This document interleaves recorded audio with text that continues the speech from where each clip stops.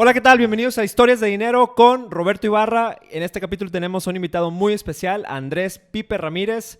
Andrés, Pipe, mejor dicho, bienvenido. Gracias, Roberto. Muy contento de estar aquí con ustedes y bueno, muchas gracias por tu invitación. Oye, platícanos, ¿qué hace todo el mundo que nos está viendo y nos está escuchando? Se está preguntando lo mismo que yo. ¿Qué hace un colombiano que vive en Miami, en Monterrey? Cuéntanos un poquito, porfa, de tu historia.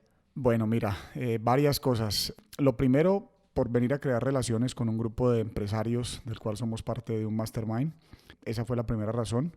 Luego, impulsar un negocio de una compañía de innovación, de la cual soy socio y fundador. Venir acá, que está en el área de bioseguridad, de energía renovable. Entonces, también venir a abrir mercado para ese negocio. Y visitar tu bello país, que la verdad me encanta. Desde el 2006 estoy muy relacionado con él, entonces aquí, visitándolos. Órale, qué bien. Platícanos un poquito de tu trayectoria, estos negocios que nos estás comentando. ¿Cuáles son tus negocios? ¿Cuáles son tus expertise? Platícanos un poquito más de ti. Claro que sí, Roberto, encantado. Mira, creo que fui bien curioso en todo el tema de emprendimiento. Tal vez desde los 13, 14 años en el colegio estaba inventándome algún tipo de negocio de cómo vender algo y empezar a hacer dinero. Y graduándome del colegio, creo que tenía una plataforma muy interesante. Toda mi familia estaba dedicada al negocio de los vehículos importados. Entonces tuve la oportunidad de empezar a trabajar directamente al tiempo que estaba estudiando. Y de ahí me inicié en el mundo de los negocios. De ahí empecé a importar vehículos, a vender vehículos, que era el negocio principal de la familia. ¿Qué edad tenías tú ahí? Ahí estaba entre los 18 y 19 años. Ok. Al mismo tiempo, por ese tema de lo que era importación y entender ese tema alrededor de mi familia, se dio la oportunidad de empezar a importar partes de computadores, que era algo que estaba creciendo fuertemente en el ¿Qué año año estamos hablando? 94, Uf, 95, 96. Todo el mundo quería tener un computador, entonces importábamos discos duros, el memorias. floppy Sí, todavía, ¿verdad? Y pues los ya jueguitos con estábamos, la sí, pantalla verde, ¿no? Pantalla todavía, verde. Sí, sí, todavía, sí. sí. La transición ahí del floppy a los discos El duros ya. 3.5. Sí. Exacto. Entonces, bueno, eso fue como un gran apalancamiento para mí, un crecimiento vertical, pues porque eran negocios de importación bastante rentables. Y luego pues fui ya ascendiendo y bueno, sucediendo otro tipo de negocios. Estuve en el negocio de las discotecas, de como, antros, como le llaman Ajá. ustedes. Y luego ya por temas de seguridad me fui moviendo a Miami, vamos a decir en el año 2000, 2001. Me moví a Miami, mi ciudad estaba muy violenta. ¿De qué eh, parte de Colombia? de Cali. De Cali, oh, ok. Famoso, Y infamoso sí, Cali. el famoso Cali por muchas cosas, muchas buenas, algunas no tan buenas, pero sí, me moví a Miami.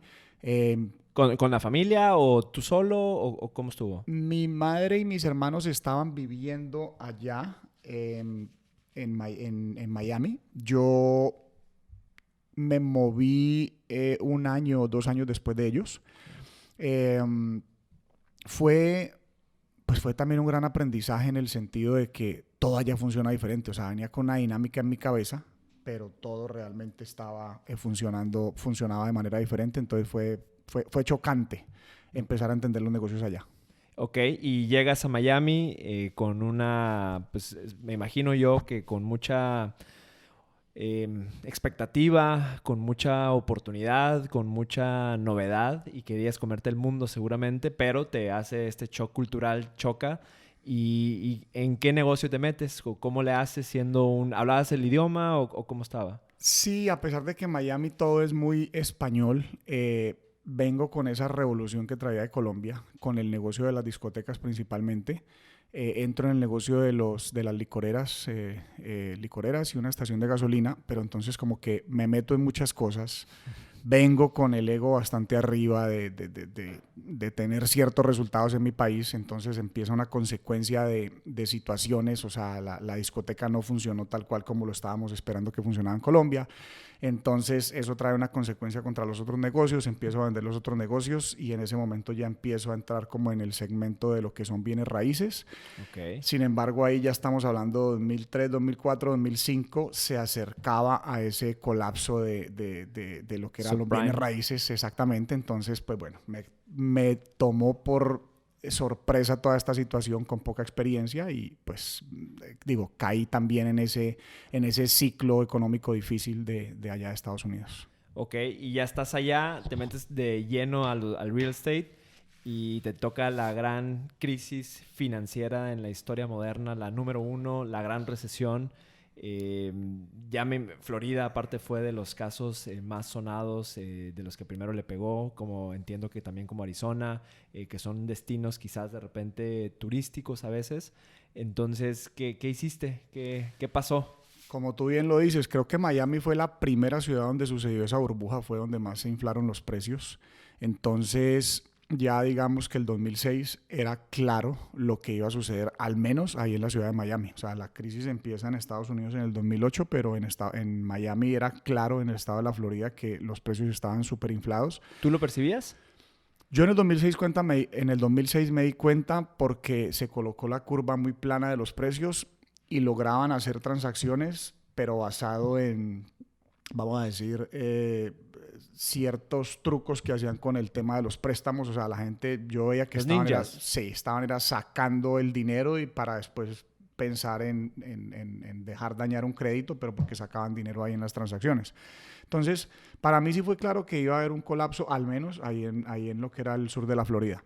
Luego ya el 2007, cuando empieza, pues ya también se empiezan a complicar cosas en otros estados. Entonces, sin saber que iba a ser una crisis tan fuerte en Estados Unidos, sí ya lo percibía, por lo menos. Además, en mi caso, estaba muy apalancado con los bancos.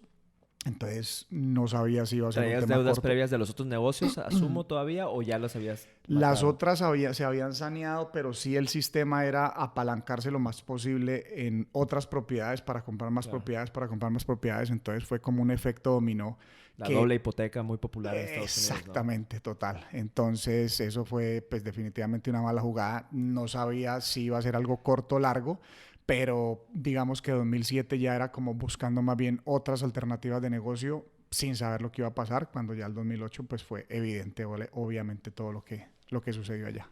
Te agarró las manos en el... No sé cuál sea la frase, pero ahí ustedes se imaginan la que me quiero decir. Pero te agarró encuerado, como decimos por acá. ¿Qué hiciste?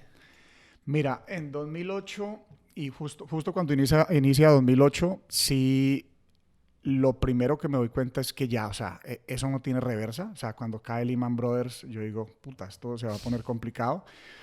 Mi primera reacción es ir a mirar a Colombia, empezar a explorar otros diferentes negocios. Estuve mirando algo de tecnología para llevar allá otra vez. Estaban como muy fuerte este tema de los voice over IP, Ajá, el las VoIP. cajitas estas, exacto. Entonces, como que buscando alternativas, pero pues en Colombia también entonces se estaba empezando a ver, o sea, una contracción en el tema de importación. O sea, buscando por muchos lados 2009, 2008, 2009, para al final, de todas maneras, regresar al mismo bienes raíces. O sea, ya el 2000, digamos, 9 finales, 2010, empiezan a haber oportunidades, pues todo estaba tan barato que pues tenía sentido empezar a comprar, arreglar y vender. Entonces estuve ahí como ingresando en ese segmento de lo que era... Los fixers que le llaman, ¿no? Exactamente, fix and flip, exactamente. Yeah. Entonces fui empezando en ese. Eran márgenes muy pequeños porque las propiedades estaban muy baratas. Propiedades que llegaron a costar $200,000 valían $30,000, $40,000. Entonces, también los márgenes de utilidad pues eran cortos. Entonces, pero en eso fue lo que me fui como moviendo. En ese lapso de tiempo, ¿te pasó por la mente cómo le hiciste para no perder la fe, para mantenerte ahí? Vamos a tomarlo hoy en el presente, el 2020, con la pandemia que igual nos agarra a todos pues desprevenidos. ¿Cómo le hiciste en aquel momento para mantenerte firme o hubo momentos de duda por lo que estás platicando que te querías regresar? No regresar, pero explorar nuevamente en tu país. ¿Cómo manejabas ese día con día, ese estrés y ese ánimo de seguir adelante? Yo creo que una de las cosas que se desarrolla más, especialmente siempre me fui al área de emprendimiento, siempre estuve haciendo algo. Creo que se desarrolla esa resiliencia. O sea, para mí, hasta en los momentos más difíciles, digo, ni siquiera ahora en la misma crisis de la pandemia o en esta cuarentena, digo, ha sido como algo de decir, voy a tirar la toalla. No.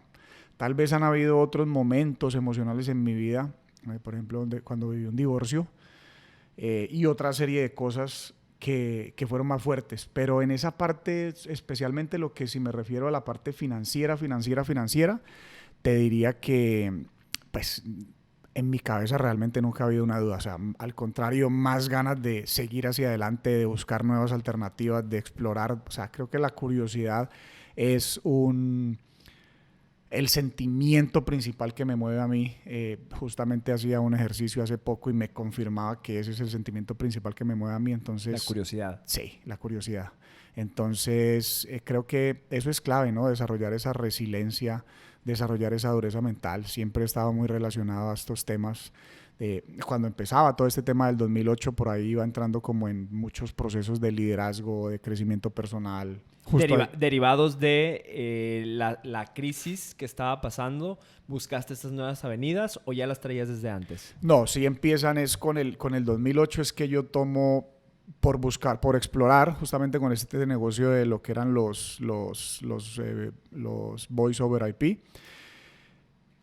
Llego a una comunidad donde veo que prima mucho para ellos el tema del liderazgo. Entonces, pues para mí no eran temas, digo, conocidos para mi vida.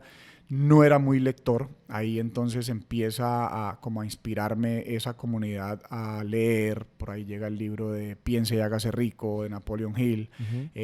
Conceptos de padre rico, padre pobre. Entonces también empiezo a entender eso mismo que me estaba llevando a mí a la crisis en ese momento. Empiezo a entender que traía conceptos muy mal planteados, pues simplemente había tenido... Paradigmas del pasado, creencias. Exactamente. Y sobre todo creo que en mi caso específico, falta de entendimiento y de conocimiento y de guía, porque simplemente entré y tuve una plataforma por la familia, pero no había una guía. Mi papá murió cuando yo estaba muy pequeñito. Entonces, falta de información, tal vez, y de educación. Entonces, como que empieza mi proceso realmente de educación ahí, de la parte de emprendimiento. O sea, hacia una parte muy innata porque se me dieron las cosas, pero ahí empiezo a entender los conceptos y a aterrizar cosas. Empiezas a entender lo que hacías realmente, ¿no? Porque al principio, a lo mejor, como tú dices, lo hacías empíricamente porque es lo que viste, pero no había no había una conciencia, un pensamiento latente de decir conscientemente estoy tomando estas decisiones, sino que empiezas a como que explorar esa parte del cerebro. Definitivamente, o sea, por lo menos para mí haber visto Padre Rico, Padre Pobre, hubiera podido hacer cosas diferentes para generar flujos de caja, y pues cuando vi eso como que me cayó el 20, como dicen ustedes, de entender muchas cosas. Entonces ahí inicia ese proceso. A la misma vez que está pasando eso, también venía ya con la salud, teniendo yo 32, 33 años, sobrepeso, 40 kilos más de lo que peso hoy en día, dolores en la espalda. Vean el video. Dolores en la espalda, alergias muy fuertes. Entonces también en ese momento que llega todo este tema de información, leo cosas sobre Deepak Chopra, y Deepak Chopra pues muy intenso en la parte de la alimentación, sí. La parte espiritual, pero la parte de la alimentación también, y la parte de la física cuántica. Entonces empiezo a hacer algunos cambios en la alimentación y me doy cuenta que funciona. O sea, por ejemplo, dejar la leche de vaca y que se remuevan las alergias. O sea, muchas cosas que empiezo a hacer ahí, pequeños cambios, tal vez no a la velocidad que lo hago cambios hoy en día cuando veo que algo resulta, pero los empecé a hacer y empecé a ver los resultados, y por ahí también voy entrando como en esa onda de buscar mejor salud, mejorarse, o sea, en todos los aspectos, no solo en el espiritual o en el financiero, pero también en el de la salud. Ya. Antes de brincarnos a este tema que ya me mueren las ansias por platicar de eso, de la longevidad, y que nos cuentes por qué quieres vivir 700 años. Primeramente, platícanos, ya estás avanzando en el 2010, 2011, 2012, asumo, con estos temas. Y ahí empiezan los nuevos emprendimientos. Por ejemplo, ahorita me comentas que estás aquí por el tema de aeroespacial. Entonces, ¿qué fue? ¿Qué caminitos nuevos empezaste a encontrar? Mira, yo para el 2000, bueno, todo este tema del 2008, yo registro una bancarrota en el año 2012. Se dilata, digamos, la situación, pero en el 2012 es que la registro. Ahí empiezo. Formalmente con un capítulo 11. Formalmente con un capítulo 13, que 13. Es el... Ajá. Yeah. Luego sigo con el tema de bienes raíces. Para ese momento también empiezo a ver estos conceptos de la digitalización del mundo a través de Peter Diamandis. Empiezo a digitalizar una parte de mi negocio de los bienes raíces, empiezo a crear contenido, es como mi primer contacto al mundo digital, porque no eran, digo, no Estamos hablando de hace 10 años, bueno, 12 años. ¿Qué clase de contenido? escrito, o sea, Ah, artículos, blogs. exacto, sí, exacto, artículos que sacaba y colgaba en Facebook y mandaba por email. Empecé a crear una base de datos, una página web. Entonces iba creando como artículos. Tengo una serie como de por qué Miami, o escribía mucho esa serie, ahora la manejan a través de mi compañía. Entonces, que de hecho me identificaban como Why Miami, Why Miami, Why Miami, porque Ok. era como encontrando las mismas razones. Pues si yo me había quebrado en esa ciudad, por qué una persona de afuera tenía que ir a invertir en Miami. Entonces Miami. mi primer cuestionamiento fue ¿por qué Miami? Empecé a encontrar todas las fundamentales de por qué Miami iba a ser una ciudad importante en los siguientes años. Después de eso, pues cada vez me voy obsesionando más con ese tema de innovación por los libros de Peter Diamandis y todas estas comunidades pues, del Silicon Valley dedicadas al tema de innovación. Y desde ese momento pensaba cómo iba a entrar en este campo de cosas innovadoras, disruptivas. No sucedía la forma, como te digo, viví también unos procesos personales, temas desde la bancarrota, que ya pues fue registrada oficialmente, hasta el divorcio, situaciones, muchas situaciones personales, una cirugía. Yo termino en el 2018, en diciembre me hacen una cirugía de un tumor, me remueven dentro del canal de la médula espinal, que todo eso al mismo tiempo que iba entendiendo mucho todo este tema de longevidad, de buena salud y todo eso, pues eso también no solamente tiene que estar alineado en la parte biológica, sino que entendí que también tiene que estar alineado en la parte emocional. Y hasta que no viví esos procesos de sanación, esos procesos de conciencia, de trascender situaciones del pasado, incluso hasta de mi papá, pues no se alinean todos esos puntos. Entonces fue Perdón, perdón que te interrumpa. tranquilo. ¿Cómo los sanaste? ¿Con ayuda externa o fue un trabajo interno? Mucha ayuda externa. Yo digo que entre la ayuda externa y llegar a esa parte interna, o sea, yo digo que yo tengo un equipo de fútbol en el sentido de que yo encuentro una línea que me llame la atención. O sea, yo tengo una terapista pues que se graba en psicología, pero ella lo hace desde otra perspectiva más integral, y he tenido coaches y, mejor dicho, cuando encuentro a alguien con el que conecto, o sea, ahí Te está quedas con él. ahí me quedo con esa persona, y no ha sido una sola cosa, han sido varias cosas. Por el tema de bioneuroemoción también fue un tema súper relevante en mi vida. O te diría que muchas diferentes prácticas y ramas y maestros fue los que contribuyeron a entender. Entonces, esta curiosidad de innovar, de disruptir, no sé si esa es la palabra correcta en español, pero esa necesidad como de cambiar el status quo, por lo menos personal, te empieza a llevar a nuevas oportunidades de negocios. ¿Y cómo es que de un cuate que estaba importando vehículos en Colombia pasa a vender casas y a flipear casas en Estados Unidos? Pasa a terminar trabajando en temas de innovación. ¿Cómo fue ese sentimiento? ¿Hubo síndrome de impostor? ¿Hubo mucho trabajo ahí mental? ¿O cómo lo hiciste esa transición? Creo que sí hubo un cambio de mindset primero, porque todo esto en el 2012 que leo este libro de Abundance, es como esa Peter Diamandis. revolución, exactamente, es esa revolución en la cabeza. Sin embargo, se quedaba como algo muy interesante ver ese mundo del De Silicon fuera. Valley, pues era algo como inalcanzable.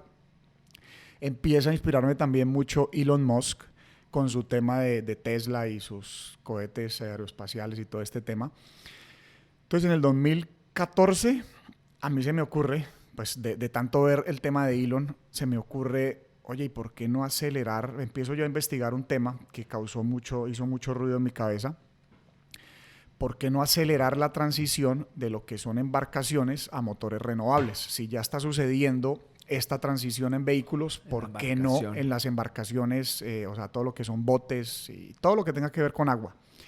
Empiezo a averiguar unos datos estadísticos, a buscar mucha información, y me doy cuenta que en el mundo, en el planeta Tierra, hay aproximadamente 1.000 millones de vehículos, un número aproximado. ¿Vehículos de tierra o vehículos...? Vehículos de tierra, Ok. exacto. Y siempre incluso hago esta pregunta: ¿cuántos barcos crees que contaminan lo mismo que contaminan 1.000 millones de vehículos? ¿10%? Siempre nos llevamos a la cabeza un número de ese tamaño. Ahora, es impresionante si yo te diría que 24, los buques cargueros más grandes del mundo, solo 24 contaminan lo mismo que 1.000 millones de vehículos. O sea, es impresionante el daño que se causa al medio ambiente. Buques petroleros. Y de carga. Los ya. Supercargueros más grandes, solo 24 de ellos causan el mismo impacto que 1.000 millones de vehículos. Entonces, ahí empezó el tema para mí.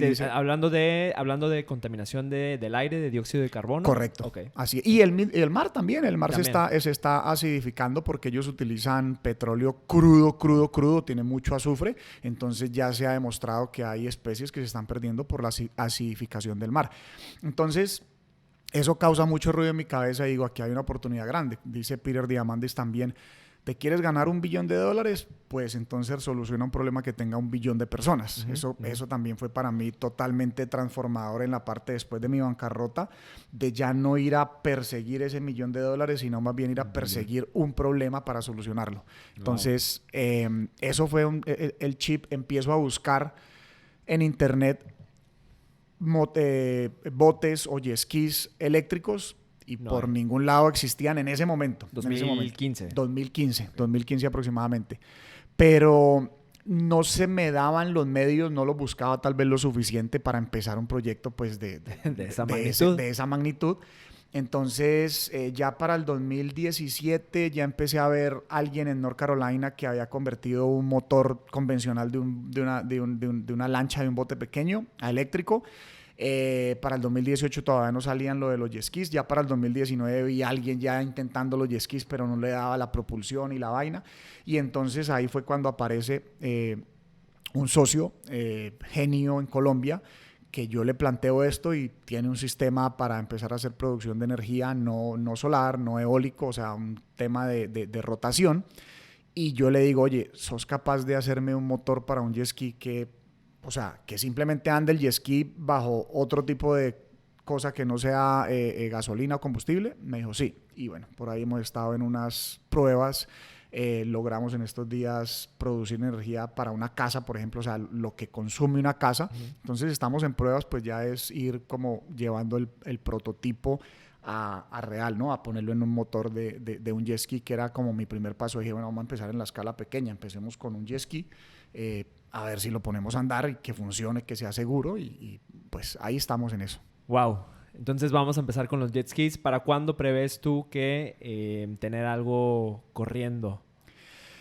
Mira, ahí en el pivoteo de las cosas, bueno, es que pasa una cosa curiosa. Cuando inicia todo el tema de la pandemia, nosotros estábamos a punto de recibir un fondo importante para ese proyecto, y pues con el tema de la pandemia obviamente se frena todo. Entonces terminamos entrando en el área de la bioseguridad. O sea, empezamos a ver que... ¿Qué es la bioseguridad? Ok, bioseguridad es todo lo que es controlar tu entorno de sitios, pues para cuidar obviamente desde la parte biológica. Ahora, todos hemos utilizado la bioseguridad, lo que pasa es que en diferentes escalas y sin saber el nombre. Por ejemplo, el control de plagas es un tema de bioseguridad. Lo que pasa es que hasta ahora empezó la palabra bioseguridad. Yo me acuerdo que Peter Diamandis mencionaba mucho el tema de bioseguridad y él decía que iba a ser muy relevante, y pues yo ni le prestaba atención, y la palabra, pues, como te digo, es algo totalmente nuevo. Entonces, ahora ves muchos protocolos en las entradas, que los tapetes, que las cremitas, que los filtros. Yo te puedo decir que yo utilizaba protocolos de una de las formas con las que, aparte de dejar la leche, o sea, mi parte biológica, con las que eliminé el tema de las alergias, fue con unos filtros UV que empecé a colocar en los aires acondicionados, y fue muy efectivo para mí. Entonces, eso ya son protocolos de bioseguridad. O sea, todos de alguna manera utilizamos protocolos de bioseguridad. Cuando hay humedades en las casas, pues una cosa es la parte... En Estados Unidos aparte entiendo que es peor por la construcción. Y una cosa es la parte estética, pero otra cosa es lo que causa en el sistema respiratorio a lo largo de los años, porque el impacto de eso es muchísimos años después. Entonces, sí utilizamos protocolos de bioseguridad, lo que pasa es que no es algo a lo que estamos adecuados, y creo que es una industria que llegó para quedarse. Entonces... No, y la pandemia te ayudó enormemente. O sea, la pandemia va a impulsar todos esos temas, ¿no? De hecho, todavía estamos en pañales. Como yo digo, nosotros somos un granito de arena en un mar de soluciones que debe suceder para que volvamos a restablecer de cierta manera nuestras vidas, pero sí siento que es una industria, como decían pues estos futuristas, llegó para quedarse y bueno, entonces terminamos desarrollando un dispositivo para los sitios donde hay flujo de entrada y salida de gente, para el tema de desinfección, un dispositivo de ozono hidrolizado también. Sabemos que fue totalmente innovador porque cuando buscábamos eso en internet, cuando el socio genio me dijo no existía algún equipo para desinfectar equipos médicos de alta gama, pero no algo asequible para negocios, claro. Comercial. Entonces desarrollamos ese dispositivo que pues fue, como te digo, una de las razones que me hizo venir aquí al mercado de México. Para mí el mercado de México siempre ha sido un mercado muy grande, mucho más grande que muchos países de Latinoamérica. Asequible para mí pues porque tengo relaciones, entonces buscando entrar, aparte esto lleva también temas de permisos y cosas, entonces ahí he estado justamente, esa es la parte de innovación específicamente que ya tenemos nosotros en este momento, funcionamos y pues queriendo proveer una solución a negocios, o sea, pudiendo colaborar, como te digo, y dar negocios, por ejemplo, que están restaurantes, 30% de capacidad, pues que puedan ir a un 60% de capacidad teniendo protocolos seguros. Ya. Agarrándole el pie y tomando la mano de bioseguridad, vamos al tema de la alimentación, de la nutrición y la longevidad en general. Es un tema fascinante, es un tema que a mí en lo particular me encanta. Te decía ahorita, antes de empezar a grabar, te decía que yo antes pensaba vivir hasta los 120 años, entero, con mucha salud, con mucha energía y todo.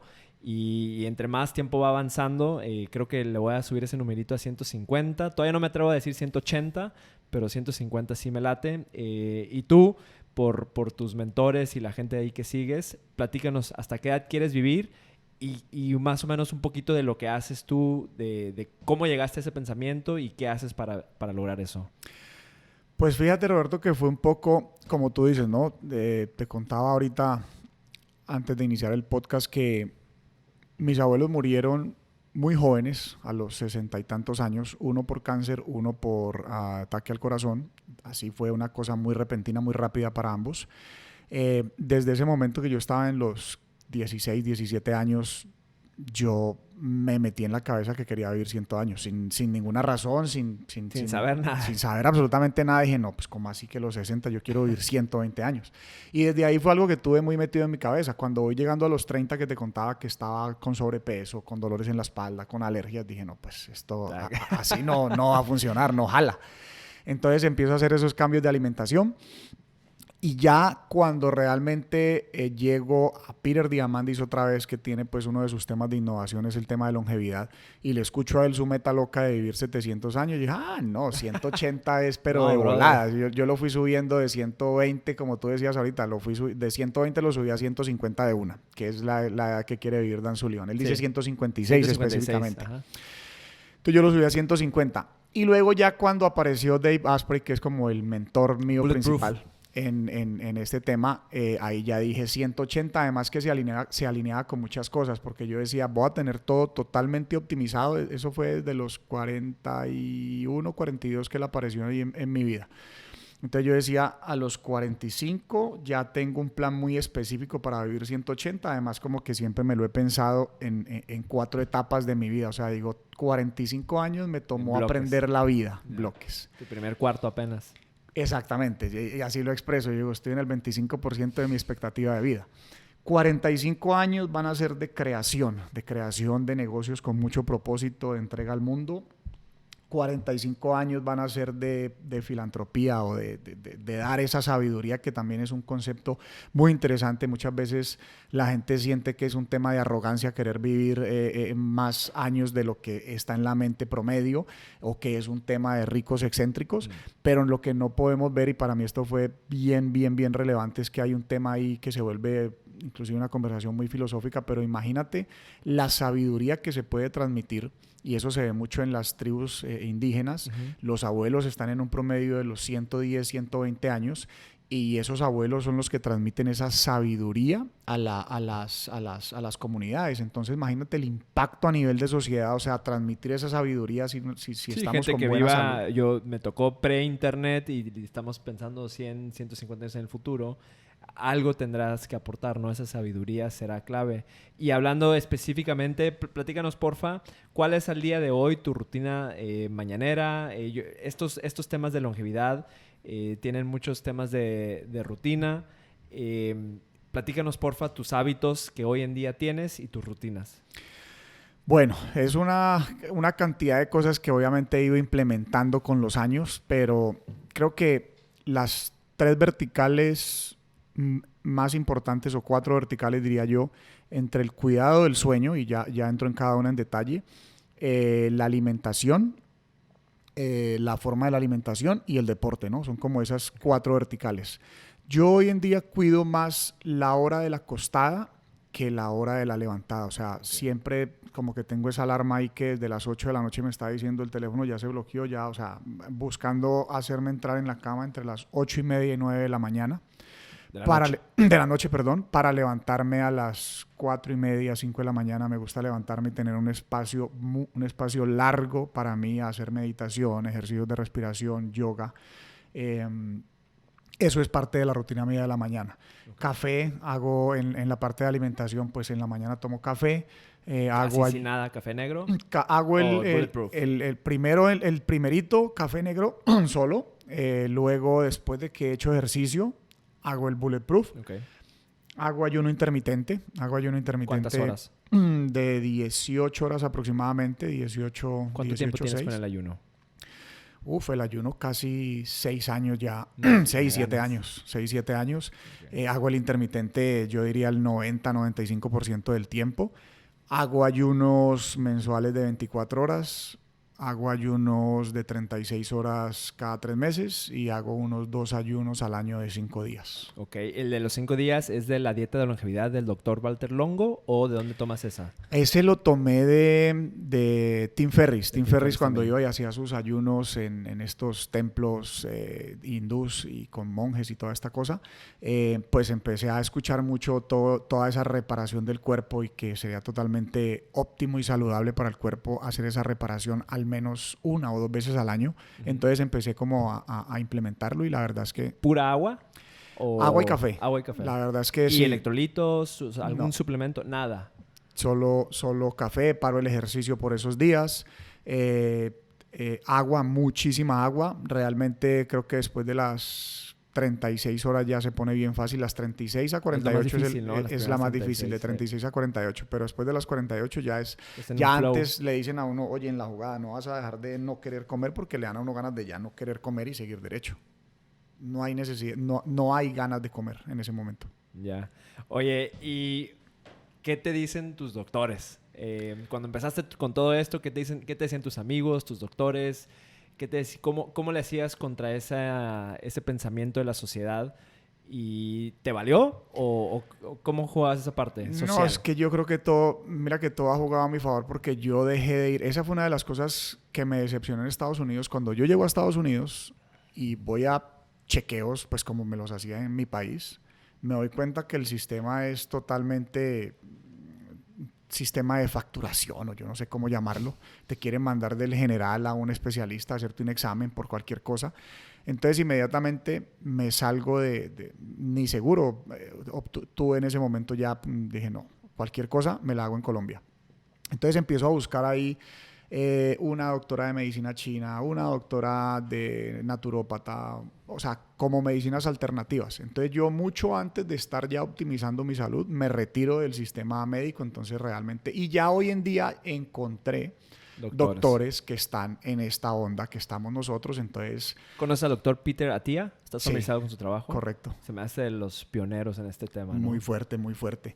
Entonces ya es encontrar el doctor que yo voy para el tema de chequeos médicos y exámenes, pues está totalmente alineado con esto, o sea, es el que me hace la parte de la suplementación.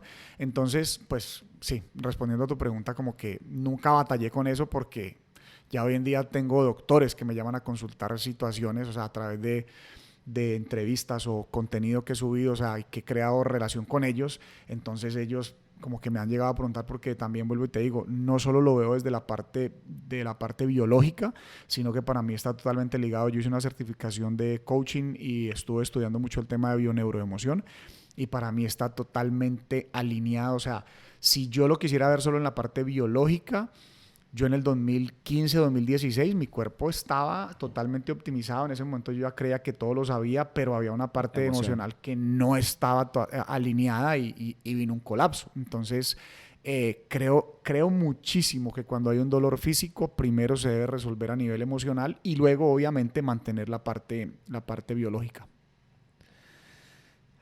Muchas, como dicen los gringos, mucho que unpack. Muchas piernas que le podemos tomar a este material. Te comparto un poquito de mi historia. Mi padre también muere de cáncer colorectal a los 62, muy joven, demasiado joven.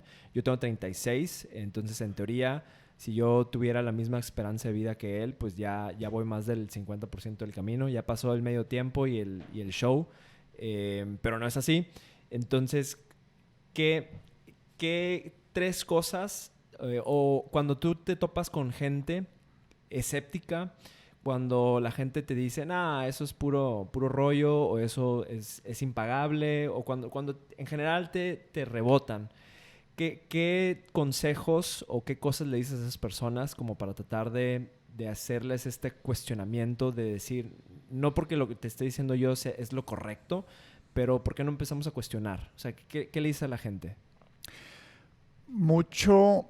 Sí, es que la primera cosa que creo que se viene y choca con las personas es porque se imaginan a los 70, 80 ya como en un mal estado.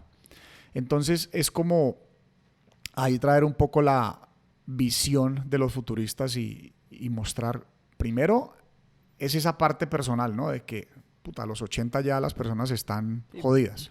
Alzheimer y Parkinson. Exactamente. Pero además, no en un futuro bonito hacia adelante. Entonces, a mí también esa parte del futurismo, o sea, es lo que también me ha querido, me ha querido hacer vivir esa cantidad de años. Entonces, dependiendo del ángulo que traiga la persona, a veces es ese miedo de que creen que todo hacia el futuro va mal. Entonces, es remover eso y mostrar un futuro más bonito, como dice Peter. Esta abundancia es una abundancia para todos, no es una abundancia personal. O sea, veo un mundo de abundancia a través del futurismo y a través de si hay una mala experiencia en cómo se vean, porque ven a su papá, porque ven a sus familiares, porque ven personas de 80 años ya en un mal estado de salud, pues demostrar, o sea, cómo hoy en día el papá de David Sinclair, que es otro de los grandes también en este tema de longevidad, ese señor tiene 70 y pico de años y está pero óptimo.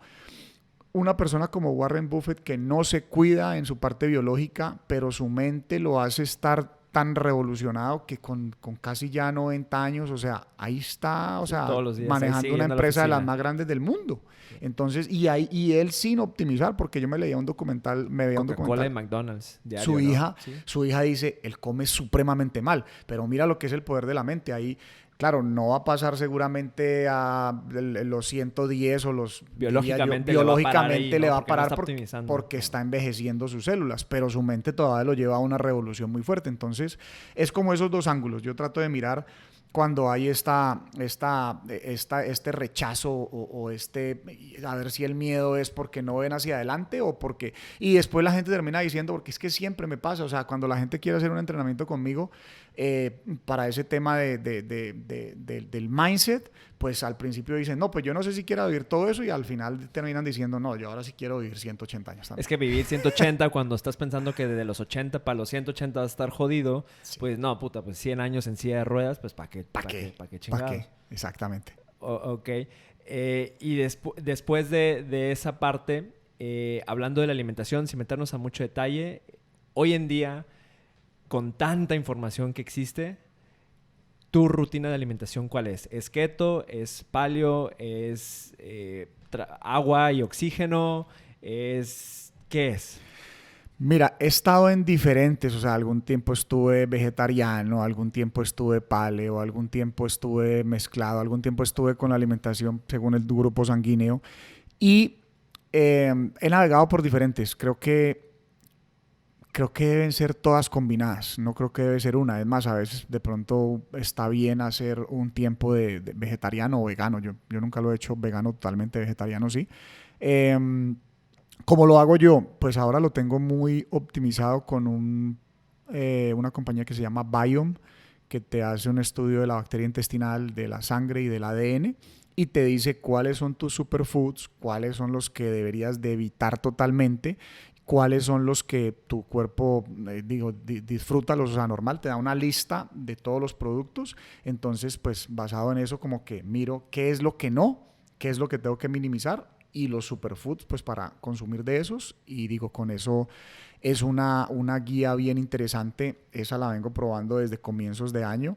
Okay. Y esto también a veces es de darle, ¿no? No es como... ¿Prueba y error? Sí, exactamente. Y darle un tiempo sostenido. ¿No te da miedo la prueba y error? Nah, No. creo que el cuerpo también tiene la capacidad de recuperarse. Creo que la dieta keto, por ejemplo, hoy en día se han encontrado estudios que por la cantidad de proteína que tiene animal, envejece a nivel celular. O sea, están sacando estudios de que si Las tienes... zonas azules no usan keto. O sea, ¿Las qué? las zonas azules, las blue zones, los 5 o 6 áreas del mundo donde la gente vive más de 100 años, no tienen una dieta keto. Y creo que ese siempre ha sido como que la separación ahí que quieren hacer muchos científicos de decir, pues sí, será toda la moda keto y a lo mejor te ayuda a bajar de peso. Pero de eso, a vivir ciento y cacho de años, no. No. Y en eso empiezan una cantidad de teorías, porque hay, por ejemplo, David, Sinclair y Peter ahora están muy metidos en el tema no vegano 100%, pero como el 90% del tiempo. Dave dice que por lo menos 20% debe haber en la alimentación de proteína animal por ciertos aminoácidos específicos. Lo que pasa es que ahí es donde también entra a jugar si es carne industrializada, si es carne... Claro. Él cría sus propios marranitos ahí en su finca. O sea, así como no. exactamente, entonces es complejo, pero es la curva que creo que hay que ir navegando hasta que, yo digo que en 10 años tenemos un nanochip ahí dentro del cuerpo que te diga específicamente lo que sí deberías de comer y lo que no. Por el momento puedes ir probando y ir. Y esa dieta keto sí estoy de acuerdo que tiene mucha proteína animal, entonces a nivel celular causa un desgaste. Es lo que he visto en esos últimos reportes que sacan. Si tuvieras que hacer una ley, si tú fueras presidente del mundo y pudieras firmar una ley, solamente una, pero que todo el mundo la tiene que acatar, ¿cuál fuera esa ley? Híjole, esa sí está compleja. No, yo creo que Una. más sería...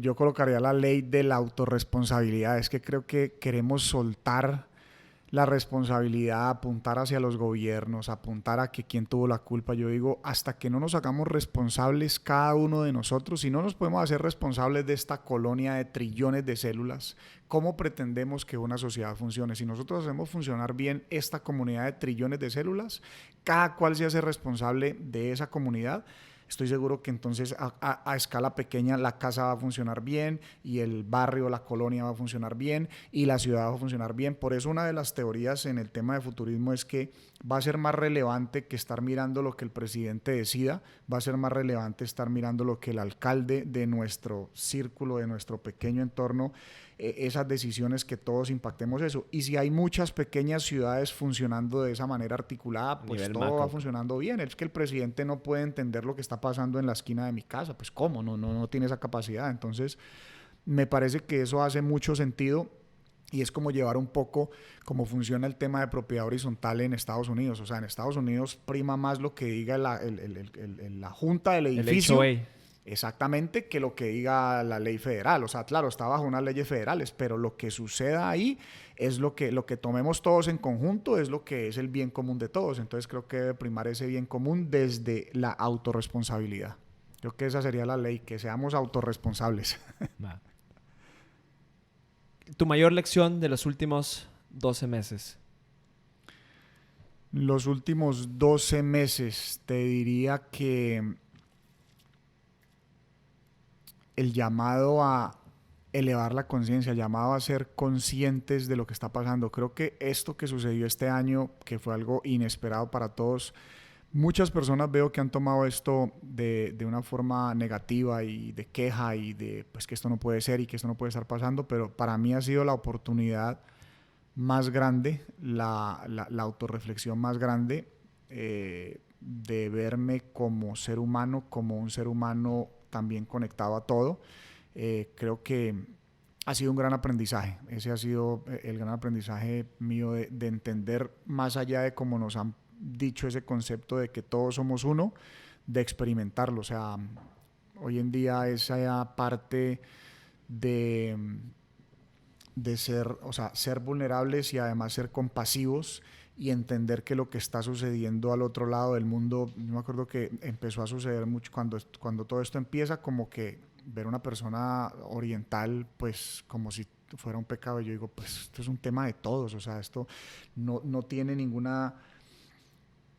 No podemos soltar la responsabilidad de lo que está pasando al otro lado del mundo, porque al final si esto lo colocáramos con unas gafas de estas que ven así las cosas como la temperatura, o sea, ahí ves que todo es una masa conectada, que no hay una desconexión.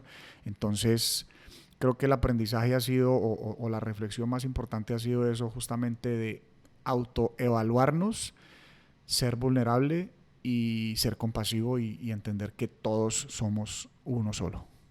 ¿Hay algo que no estás haciendo ahorita que quisieras hacer? Algo que no esté haciendo ahorita. Te digo que para mí antes ha sido un año de tanta creación y de tanto crecimiento que realmente no estoy muy contento con lo que ha pasado. Tal vez sí, hay algo, o sea, que ese impacto del mensaje vaya todavía más lejos, o sea, de que haya todavía más energía para seguir, creo que haciendo una masa crítica de líderes que lleven este tipo de mensajes, o sea, como el podcast tuyo, o sea, creo que es un mensaje muy importante de estar tú hablando tus temas y estar trayendo personas que tengan una historia que contar, pues eso es lo que puede causar la inspiración en una persona que también se una a esa masa crítica a estar obviamente impulsando a otras personas. Ya para ahora sí ir cerrando, respetando tu tiempo, Pipe, y ¿cuáles para ti fueran tres lecciones que le quisieras dejar a la humanidad? Solamente tienes tres. Leyes te dejé una, pero aquí te voy a dejar tres. El día de mañana, muy en el futuro, 700 años en el futuro, cuando ya no estés, a lo mejor estás instalado en alguna computadora en alguna parte del mundo, pero ya no vas a estar biológicamente. Ya hiciste todo lo que querías hacer. Dejaste todo lo que... Filantropía, absolutamente todo. Te vas a ir cuando tú quieras. Pero ¿qué tres cosas le quisieras dejar al mundo como valores, lecciones o aprendizajes o verdades que tú sabes hoy que son inamovibles? Creo que lo primero es partir de que tal vez nos creemos una realidad que nos contaron o creemos esos conceptos de cómo nos criaron, de la región donde vivimos. Entonces creo que lo primero es utilizar ese pensamiento crítico. Yo lo veo como principios de vida. Yo diría el pensamiento crítico es clave. O sea, pretendemos ver el mundo como nos lo enseñaron en nuestra casa, en nuestra religión, en nuestra zona geográfica. En nuestra raza, en nuestra... Y lo primero ahí es ir y mirar desde los ojos de otra persona. Ese pensamiento crítico te lleva también a la vulnerabilidad. Creo que la vulnerabilidad nos permite, y como segunda cosa es no polarizarnos. Veo el mundo muy dividido. O sea, si tú Izquierda, miras derecha. izquierda o derecha, en vez de buscar algo en el centro que funcione para todos, de este partido o de este otro, soy de allá o soy de acá. Entonces esa vulnerabilidad pues te lleva, o sea, de ese pensamiento saltas a la vulnerabilidad y a poder ver y a poder no estar en esa polarización que existe hoy en día. Y como tercero, pues hombre, creo que es un tema de creación, o sea, el principio de reinventarte, de crear, o sea, de tener esta mente creativa. Creo que en el futuro lo que va a ser relevante es que todo el mundo tenga un nivel de creación a cualquier escala. O sea, yo no me imagino en 20, 30 años nadie va a tener que estar barriendo un piso ni limpiando un baño, eso lo van a hacer los robots. Entonces, desde esa misma posición, o sea, la humanidad entera como raza humana va a estar llamada al tema de la creatividad. Entonces yo diría que esos tres: pensamiento crítico, vulnerabilidad y creación. Wow. ¿Dónde te puede encontrar la gente si quiere comunicarse contigo? Si te quieren seguir, compártenos tus redes sociales, porfa. Gracias, Roberto. Claro que sí. En Instagram creo que es el medio de comunicación mío más efectivo. Andrés Piper Ramírez es la cuenta. Asimismo está también en Facebook. Por ahí soy muy activo y bueno, en las redes sociales mías está incluso mi teléfono WhatsApp. Ese es como mi medio principal de comunicación. Bienvenidas las preguntas y interactuar con personas pues con el mayor de los gustos. Eso es lo que me llena mi corazón. Buenísimo. Hablando de llenarte el corazón, ¿cuál es tu estrella norte, tu North Star, como dicen los gringos? ¿Cuál es esa misión que tú te despiertas día con día? ¿Lo puedes puntualizar en una cosa? Sí, tengo claramente la meta de impactar 100 millones de hispanohablantes. O sea, mi mercado principal es todavía el hispanohablante y a veces ese es otro punto cuando a veces la gente dice, pero ¿por qué tan pretencioso? Yo digo, no, pues es que no tengo que ser yo solo. Yo quiero inspirar de pronto 99 amigos a que cada uno inspiremos 1 millón o 999 y entonces cada uno inspiramos 100,000. Pero hacer esa masa crítica de liderazgo creo que es fundamental en esta década. Esta década va a ser una década muy dinámica. Yo la veo muy bien desde mi perspectiva futurista. Mucha gente la ve mal, pero creo que es como suceden las cosas, ¿no? O sea, para que llegue algo muy bueno tiene que haber un paso, o sea, oscuro tal vez, como el día y la noche. Y ahí es donde se necesita mucho liderazgo, mucho mensaje, mucho mindset, mucha dureza mental para navegar todas estas situaciones y que pues la gente no se quede en ese miedo, porque es que en el corazón no caben sino 2 sentimientos, el miedo y el amor. Una de 2. Buenísimo. Te quiero agradecer enormemente por tu tiempo, por tu liderazgo, por tu innovación, tu curiosidad, por retar la mente. De todo corazón te lo reconozco, te lo admiro. Y pues te deseo todo el éxito en inspirar a esos 100 millones de personas. Me uno a tratar de ayudarte con mi granito de arena y pues eso me lo llevo de tarea. Roberto, no, gracias a ti, hombre, estos temas maravillosos y haber conectado así pues de plano con todo el tema de longevidad, futurismo. O sea, qué alegría y pues todos vamos exponiendo ese granito de arena y creo que todos esos granitos de arena lo que terminan conformando es esa playa completa de lo que necesitamos. Así que no, antes gracias a ti por esta invitación y pues te deseo muchos éxitos aquí con este podcast, que sé que traes unos temas muy fuertes, muy importantes, que creo que hoy en día los medios digitales los tenemos que aprovechar al máximo porque es la forma como podemos llegar a muchas esquinas del mundo donde antes era prácticamente imposible. Así es que gracias a ti también por ese recorrido, por esa misión, por esa entrega y pues hermanos, que sigamos en mucho contacto y apoyando a muchas personas por aquí. No se diga más. Este fue un capítulo más de Historias de Dinero con Roberto Ibarra y con Andrés Piper Ramírez. Nos vemos a la próxima. Cuídense y pregúntense, ¿por qué no quieren vivir hasta los 180? Nunca saben. Gracias. Gracias, Roberto. Qué buena, hermano. Buenísimo.